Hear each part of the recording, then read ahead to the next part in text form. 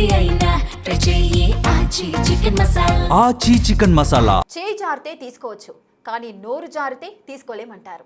నోరు జారితే ఎంత ప్రమాదకరమో ఇచ్చాపురం ఎమ్మెల్యే బెందాలం అశోక్ వ్యవహారం స్పష్టం చేస్తోందని శ్రీకాకుళం జిల్లాలో పెద్ద చర్చ నడుస్తుందట.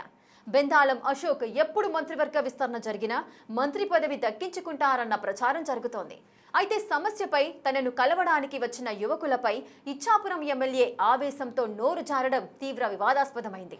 తర్వాత దిగి వచ్చి సారీ చెప్పినా జరగాల్సిన నష్టం జరిగిపోయిందని, చేసిన వ్యాఖ్యలే ఆయనకు శాపంగా మారతాయన్న టాక్ వినిపిస్తోంది.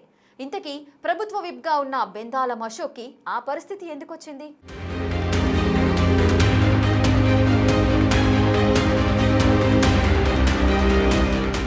శ్రీకాకుళం జిల్లా ఇచ్చాపురం నియోజకవర్గం టీడీపీకి కంచుకోట లాంటిది. ప్రతిపక్షాల్లో కుమ్ములాటలు తెలుగుదేశం పార్టీకి వరంగా మారుతూ ఎన్నిక ఏదైనా నియోజకవర్గంలో పసుపు జెండా రెపరెపలాడుతోంది. 2019 ఎన్నికల్లో వైసీపీ గాల్లోనూ అక్కడి నుంచి బెందాలం అశోక్ ఎమ్మెల్యేగా గెలిచారు. రాష్ట్ర విభజన తర్వాత జరిగిన 3 ఎన్నికల్లోనూ ఆయన హ్యాట్రిక్ విజయాలు సాధిస్తూ అధిష్టానం దగ్గర మంచి మార్కులు కొట్టేశారు. 2024 ఎన్నికల తరువాత ఆయన్ని క్యాబినెట్లోకి తీసుకుంటారని జోరుగా ప్రచారం జరిగింది. కారణం ఏదైనప్పటికీ ప్రభుత్వం ఆయనకు విప్ పదవి ఇచ్చి సరిపెట్టింది.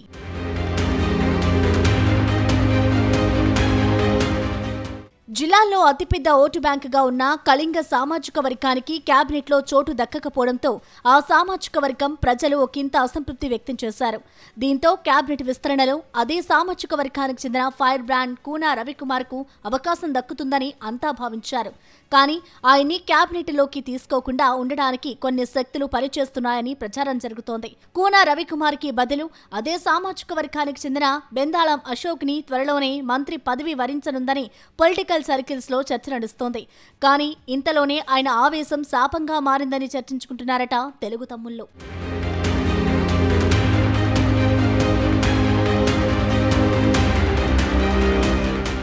బెందాళం అశోక్ తనని కలవడానికి వచ్చిన ఆదివాసీ యువకులతో కొంచెం నోటి దురుసుతనంతో మాట్లాడారనే టాక్ నియోజకవర్గంలో నడుస్తోందట.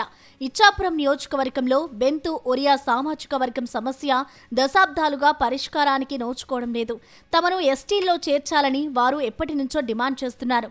సమస్యకు పరిష్కారం దొరకకపోతుండటంతో వారికి క్యాస్ట్ సర్టిఫికేట్ కూడా మంజూరు కావడం లేదు.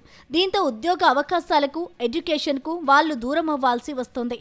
దీంతో వారి సమస్య పరిష్కారం దిశగా వారిని ఎస్టీల్లో కలిపేలా చర్యలు తీసుకోవడానికి ఎమ్మెల్యే నిర్ణయించారట. అది ఆదివాసీలు సహా మిగిలిన సామాజిక వర్గాలకు ఒకంత ఇబ్బందిగా మారిందట. బెంతు ఒరియా సామాజిక వర్గానికి ఎస్టీల్లో చేర్చడానికి వీల్లేదని ఆదివాసీలు డిమాండ్ చేస్తున్నారు. అసలు ఆ సామాజిక వర్గం వారు ఎస్టీలే కాదనేది వారి వాదన. ఇదే అంశంపై చర్చించడానికి ఆదివాసీలు ఎమ్మెల్యే దగ్గరకు వెళ్లారు. బెంతు ఒరియా వర్గాన్ని ఎస్టీల్లో చేర్చడానికి ఎలా అంగీకరిస్తారని ఆదివాసీలు ఎమ్మెల్యేని నిలదీశారు. దీంతో ఒక్కసారిగా ఎమ్మెల్యే ఆవేశం కట్టలు తెంచుకుంది. ఆవేశంలో ఓ యువకుడిపై నాకు చెప్పడానికి నువ్వెవడ్రా అంటూ ఇంగ్లీష్లో అనరాని మాట అనేశారు. 27,000 మందికి సంబంధించినటువంటి వ్యవహారం ఒక ఎమ్మెల్యే దగ్గరకు వచ్చినప్పుడు రిప్రజెంట్ చేయాల్సిన బాధ్యత నాదే.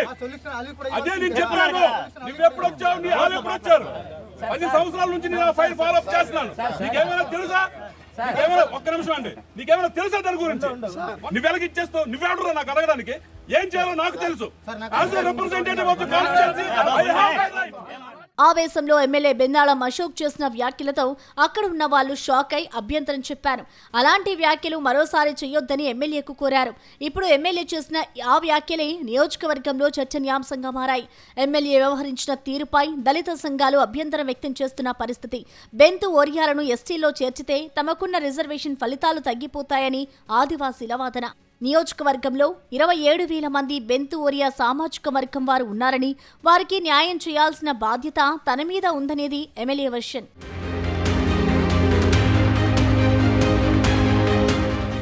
ఎమ్మెల్యే చెప్పిన దాంట్లో కూడా నిజం ఉన్నప్పటికీ ఒక ప్రజాప్రతినిధిగా తమ దగ్గరికి వచ్చిన ప్రజలతో కాస్త నిగ్రహంగా సహనంతో వ్యవహరించి ఉండాల్సిందని అందరూ అభిప్రాయపడుతున్నారు.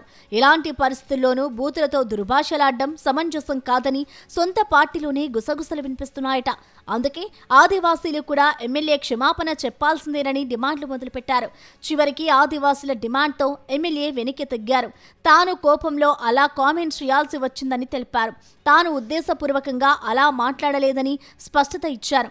అయితే అప్పటికే జరగాల్సిన డ్యామేజ్ జరిగిపోయిందని ఎమ్మెల్యే అనుచరులు వాపోతున్నారు. మొత్తానికి మినిస్టర్ రేస్లో ఉన్న సదరు ఎమ్మెల్యే భవిష్యత్పై ఈ వ్యవహారం ఎలా రిఫ్లెక్ట్ అవుతుందో చూడాలి.